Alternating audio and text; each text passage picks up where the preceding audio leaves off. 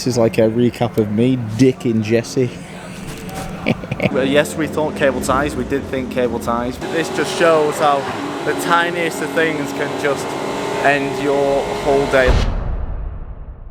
Good morning, everybody. We're actually down at Snetterton. I've never been to this circuit before. I'm on a track day. I've not been on a track day in probably about 2 years. I've not been on a track day now. Sadly, we're actually not in the Clio. I've been trying to look for a track day in my Clio for weeks now, and they're all sold out. And we've got here, and I'm not surprised. Like, they're so busy. There's so many cars. We've got the C63 here. Drove the C63 down. But we're actually in a friend of Neil's in the office called Charlie. He's got a very high spec Cooper S. So remember that time when I said I'm going to make it around a track in under a minute in the Cooper S? Granted, this isn't mine, but we're probably going to make it around a track in under a minute. Actually, I'm going to lie, we're probably not going to make it around the track in under a minute. So I'm actually driving today. So apparently this car is very fast, and apparently Charlie is a very fast driver. So we're going to go out passenger for a little bit first.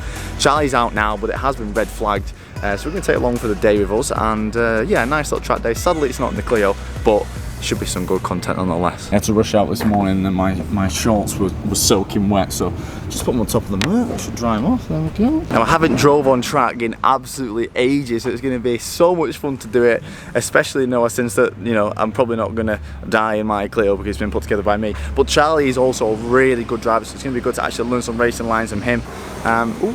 Alright, right. Woo! Oh, damn, baby, you fine as hell, girl. So here is Charlie. I don't think you've ever been on a camera before. This might be a little bit. This might be a little bit awkward. What's he got done to it?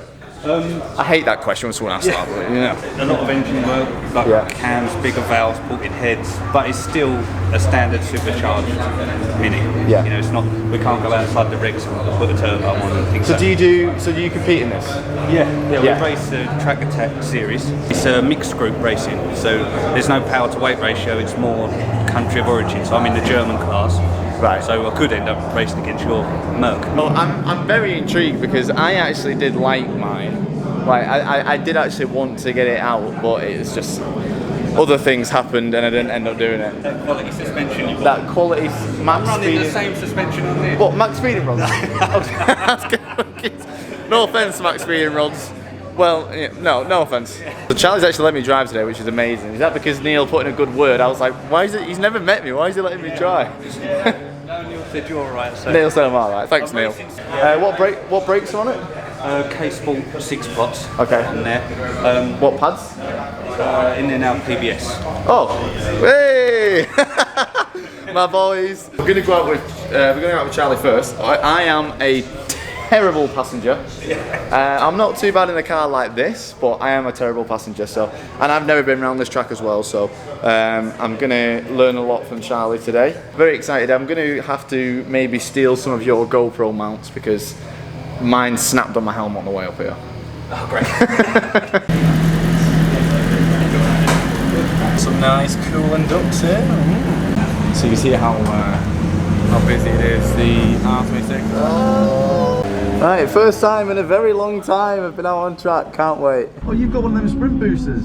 Yeah. It's all right, haven't they? Yeah. So what clutch have you got in it? It's got the Clutch Masters FX500, so it's an unsprung clutch. Right, so you'll feel it when you drive it, it's very... Is it just a single plate? Yeah, it's a solid flywheel, right. An aluminium flywheel, and a solid plate clutch. Right.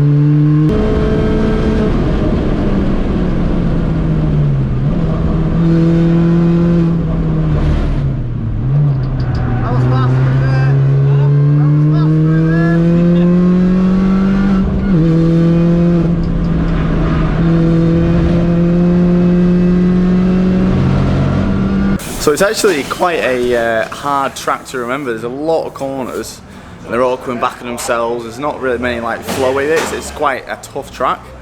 There's two corners which they've got horrific braking lines. You can probably see it. There's one up here, and it's like it's a really long right, and it's a sharp left, so you've got to brake when you're not straight, and it's just, you feel the car twitching, and that's horrible. And there's another one, there's like a nice little chicane, but you're coming off from a really fast straight, and you literally, again, you don't get a straight braking zone. So them two are a bit, I'm gonna have to take it slower on them corners, but I'm excited to go out. It's a really long track, really long, and it's so wide, it's a really big track. It's actually really hard to learn because like it's not like Ultimate or anything where you can see the next corner coming and you can kind of see where the track goes. You can't, you literally just see one corner at a time, and the rest of that is just like blind after it. Yeah, definitely going to take it a bit chill for the first couple laps because I've never driven the car, I've never been around this track, and it doesn't look like the easiest track. So the track is pretty quiet at the minute, so I think it'd be a good time to get out and go and do a few laps. So yeah, let's jump in to the R53 Mini and we'll do some Sunday. So here we go. I should have really done this before I had my helmet on. Right.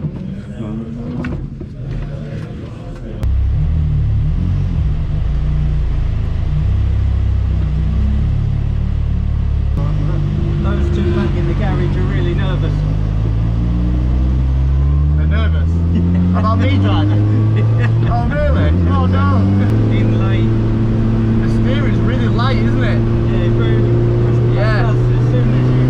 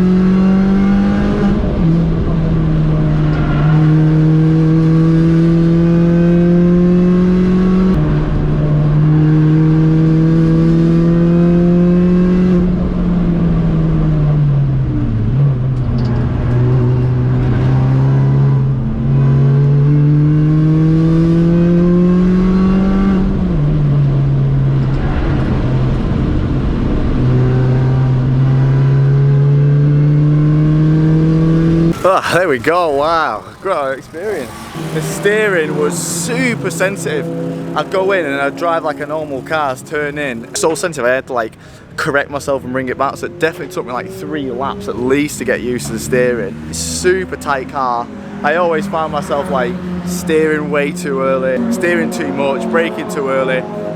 Definitely a car you got used to. It feels 100% different, like the Clios that you drive and stuff. They're like way more loose, so to say. This is just like super tight. Besides, I was probably driving to like 50% of what it could go to.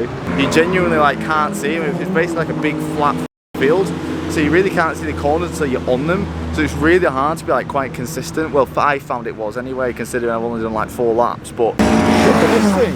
Look at that.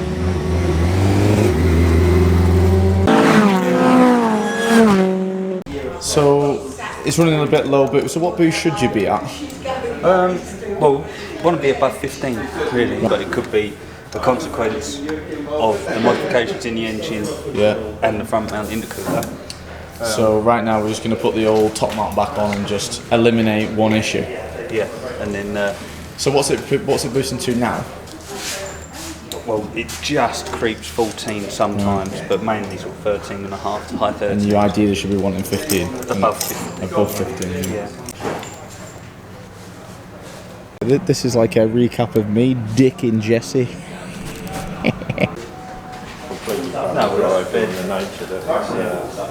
This is taking me back to when I did my head gasket, and I remember them manifold bolts at the back. Have you removed the manifold on this? Yeah. Well, when we were putting the engine back in, yeah. Yes. But it was getting the gasket to line up with the holes. Yes. That was literally the most frustrating thing I've ever done.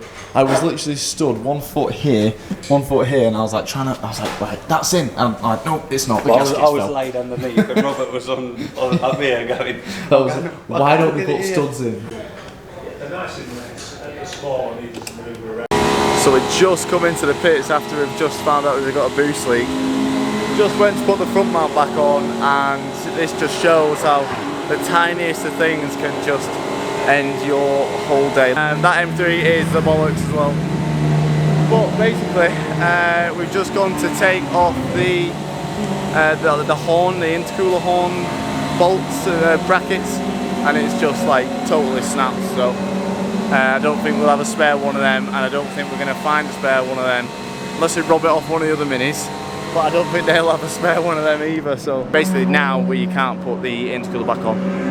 So we're going to have absolutely no boost whatsoever. So I'll show you what's happened. I think because it just got so hot, I think the alley has just gone really brittle and unloosened it, and it's just snapped one of the brackets in half. I'll show you now. Where would you get one from now then? Or any breakers, or like now, I don't know if I'll get one now. It would have been the end here that just gave in. We're brainstorming ideas to find a somewhat of a solution to fix this problem which we have encountered. And yes, we thought cable ties. We did think cable ties, but for the time being, there is a daisy chain of Jubilee clips in front of me, which may or may not work. All right, what boost pressure do you think you'll have with that on? I'm gonna guess 8. Yeah, I'll go for 11. He's gonna go for 11. What do you think? Go between us, 10. There you go. That's a good option. It was the daisy chain concoction, which is I mean, it'll work. It's gone from 13 to 16. Yeah. But because there's no diverter, the temperature just went through the roof. So I'll recap. So basically, there is a boost leak in the front mount setup somewhere, because it was only boosted to like 13 psi. So we're just gone out there and it boosts straight up to like 16.5, which is like a significant amount of air, way more boost.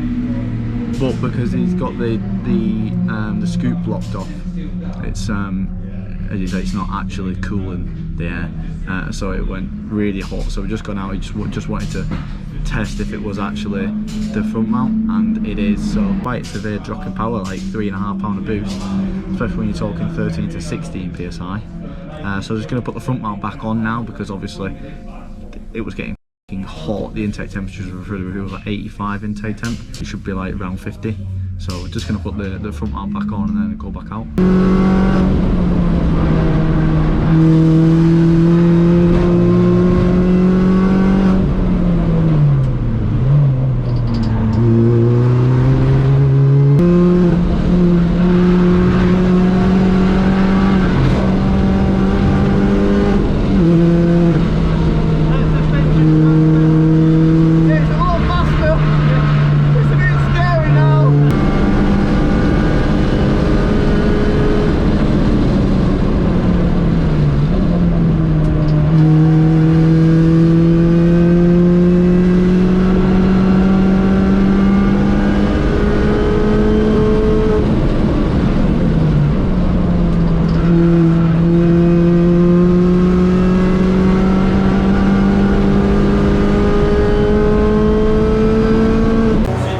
Jesus, the daisy chain thing worked.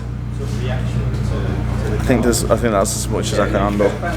It's too hot. I'm feeling a headache coming on. So we did just go out one more time. Thought, why not? Let's make a full experience of it. Got way faster then, way more fun. It's just, obviously when it's not your car, you know, and you don't really know it, you don't really want to do anything silly. So that last time I got way more confident in the car, way faster. I actually put a decent time in as well, not going to lie. A few corners where I would usually go flat, because it's not my car, I'm just braking. And he was like, you don't need to brake there. I was like, oh yeah, but I don't want to crash it, you know what I mean? What do you mean? Really hot, I think everyone's going to start packing away now. But huge thank you, Charlie, I know you'll be watching this, huge thank you for you to let me come along and drive. It's been amazing getting out on track again. It's been a very, very, very long time. I should have been on track of my Clio by now, but unfortunately everywhere's just sold out, and it's been shown by today, like there's just so many people here. So yeah, I've actually got my eye on a car tomorrow that's on Copart, so stay tuned to that. But for now, everyone, I think it's going to be the end. I'm sweating like someone that sweats a lot. Thank you, love you all, and we'll see you in the next one.